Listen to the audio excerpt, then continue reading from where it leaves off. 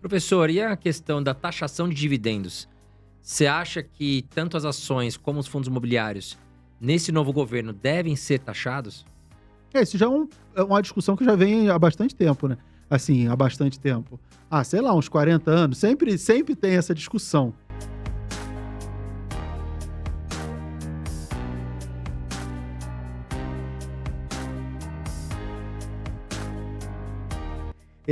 Eu sou a favor da taxação dos dividendos das ações se, e aí isso é importante que fique claro, houver uma contrapartida para as empresas. Você reduz a carga tributária das empresas e você taxa o dividendo. Por que eu acho que é legal? Porque, inclusive, é o que acontece nos Estados Unidos, né? Então, a gente tem um exemplo muito claro disso. Você reduz a carga tributária das empresas, você permite que as empresas cresçam, gerem empregos e que a economia cresça. E aí o investidor ele vai ter ganho indireto.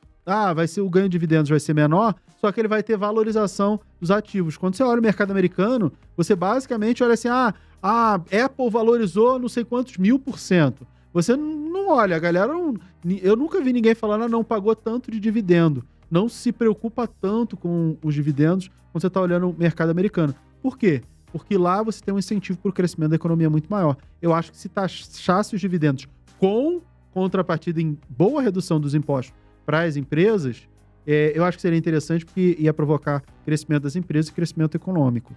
O problema é que o Brasil ele tem boas ideias e má execução, né? O que pode acontecer, que eu não duvido nada, taxa os dividendos e não reduz o imposto das empresas. Aí, cara, você cagou tudo, né? Quanto aos fundos imobiliários, os fundos imobiliários eles não têm como ter os mesmos benefícios que as empresas têm. Então você não tem como estimular o crescimento do fundo imobiliário. E aí taxar o dividendo do fundo imobiliário é um tiro no pé, porque você vai matar, você não vai matar o produto, mas você vai dificultar muito o desenvolvimento do setor imobiliário e do setor agro agora, com os fundos, com os FIAGRO, sem conseguir dar nenhum tipo de contrapartida, porque ele é um fundo, ele não é uma empresa.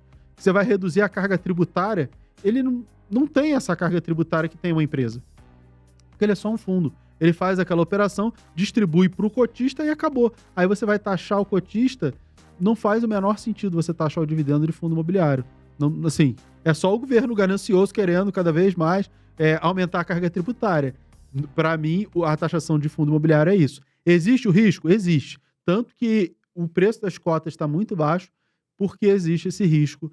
Também por isso, né? Por isso e por vários outros motivos, porque existe o risco da taxação dos dividendos. Professor, agora uma questão. A gente viu aí fundos imobiliários recentemente de papel, a gente já falou sobre isso, caindo 40%, 30% num curto período. E muitos investidores ficam com medo. E aí as perguntas que a gente recebe, um fundo imobiliário, ele pode vir a zero? O de papel pode vir a zero. O de tijolo, assim, o que é um fundo de tijolo? Ele é um terreno, e o terreno tem valor. E em cima desse terreno tem um prédio, tem um imóvel que também tem valor. Então, o fundo imobiliário, de tijolo, para ele valer zero, teria que cair um meteoro e destruir, inclusive, o terreno, né? Sim. Aí você não consegue servir para mais nada. E se ele tem vários terrenos e vários imóveis, cada imóvel num terreno, para destruir tudo isso, você tinha que ter uma chuva de meteoros igual aquela que extinguiu os dinossauros. Eu sempre brinco com isso. Então, a possibilidade existe? Sim. A probabilidade é zero disso acontecer. Então, o fundo imobiliário de tijolo, ele não vai valer zero. Só se a humanidade for extinta. Então, não vai. O fundo de papel, ele pode valer zero? Pode. Se todos aqueles CRIs valerem zero. Se aquilo ali provocar uma inadimplência, cada um dos CRIs, e aí todas as garantias que ele tem não conseguirem ser executadas. Porque o CRI, o fundo de papel, ele está atrelado a um CRI. O CRI tem uma garantia, provavelmente um imóvel ou alguma coisa, e aí essa garantia teria que cair o mesmo meteoro, cair lá e acabar com a garantia do CRI para ele valer zero. É algo inimaginável. Algum problema dentre vários CRIs é possível que se tenha, é normal que se tenha quando é um fundo mais arriscado. Mas a carteira inteira acabar para ele valer zero é praticamente impossível. Eu não vejo isso acontecendo, porque o CRI tem as suas garantias, tá? No ruim de tudo, o CRI não deu certo igual lá o Gramado Parque. Aí o HCTR, o Devo, a galera lá vai executar as garantias. O que é a garantia? Vai acabar virando dono lá do resort em Gramado.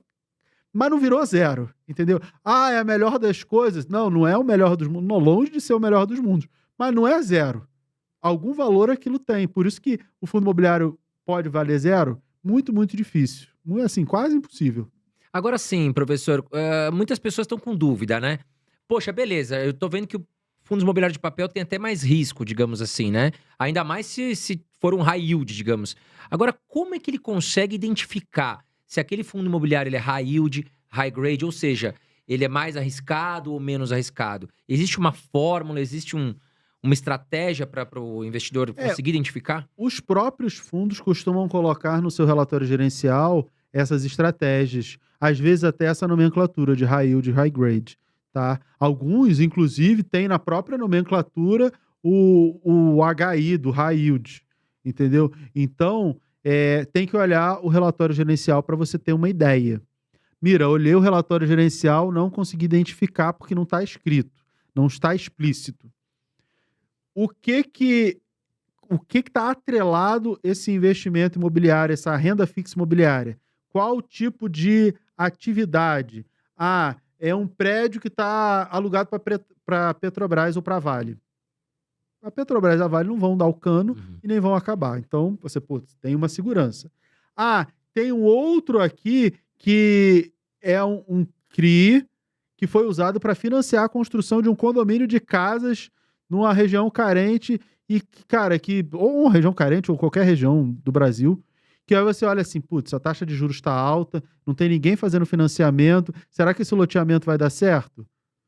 Não tem nenhum problema, claro que pode super dar certo, mas você tem que pesar. O que é mais garantido? Um imóvel alugado para Petrobras ou um loteamento que precisa construir, vender, você não sabe as dificuldades de construção, de financiamento, de venda. É óbvio que esse desenvolvimento aqui tem muito mais risco. É esse discernimento que o investidor precisa ter. Dele pegar, esses CRIs aqui são de grandes empresas, é óbvio que você vai ter mais segurança. Esses CRIs aqui são para essas outras atividades de pequenas empresas, coisas que eu nunca ouvi falar, é óbvio que você vai ter mais risco aqui. Então esse aqui, naturalmente, tem mais risco e ele seria naturalmente um high yield. Às vezes tem mais risco e nem paga tão bem assim, né? Nem é tão high yield. E isso é uma outra pegadinha que você pode encontrar no mercado.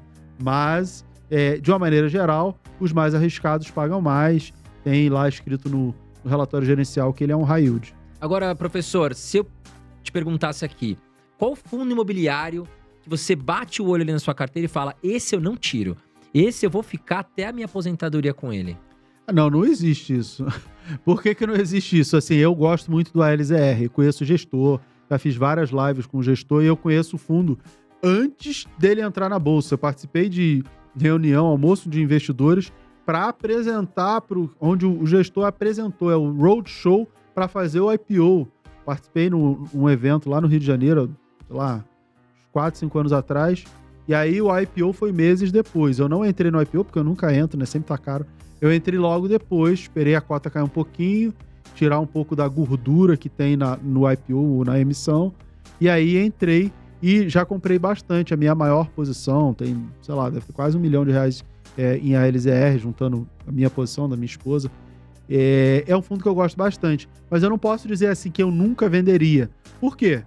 Sei lá, o gestor pode começar, ele sempre fez um trabalho excelente. Eu só vejo elogios ao trabalho da gestão e eu gosto bastante do trabalho deles. Mas sei lá, vai que muda a gestão.